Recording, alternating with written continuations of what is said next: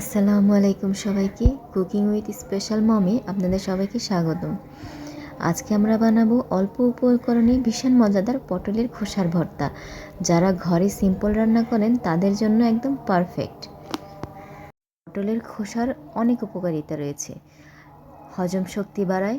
পটলের খোসায় প্রচুর ফাইবার যা কোষ্ঠকাঠিন্য কমায়, হজম ভালো করে, পেট পরিষ্কার রাখতে সাহায্য করে, ওজন কমাতে সাহায্য করে। ফাইবার বেশি থাকায় পেট ভরভর লাগে, ফলে বারবার ক্ষুধা লাগে না।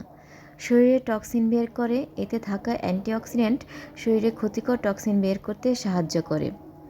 ত্বক ভালো রাখতে সাহায্য করে। পটলের খোসায় ভিটামিন এ ও সি যা ত্বকের উজ্জ্বলতা বাড়ায়, রিঙ্কেল কমাতেও সাহায্য করে। সুগার নিয়ন্ত্রণে সহায়তা করে, কোলেস্ট্রল কমাতে ভূমিকা করে। এই ভর্তা বানাতে যা যা লাগবে: পটলের খোসা, পেঁয়াজ কুচি, রসুন, কাঁচামরিচ, শুকনো মরিচ, সরিষার তেল আর স্বাদমতো লবণ। খুব সহজ উপকরণ কিন্তু স্বাদ দারুণ। পটলের খোসা ভালো করে ধুয়ে অল্প পানি দিয়ে সিদ্ধ করে নেব। চাইলে সামান্য সরিষার তেলে ভেজে নিতে পারেন, স্বাদ আরও বাড়বে। এবার পাটায় শুকনো মরিচ বেটে নেব। পটলের খোসার সাথে আমি কাঁচামরিচ ও রসুন ভেজে নিয়েছি।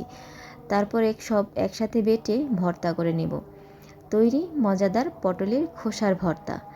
ভাতের সঙ্গে অসাধারণ লাগে। বাড়ির ফেলে দেওয়া খোসা দিয়েই এত মজা, একবার বানিয়ে দেখুন। রেসিপিটি ভালো লাগলে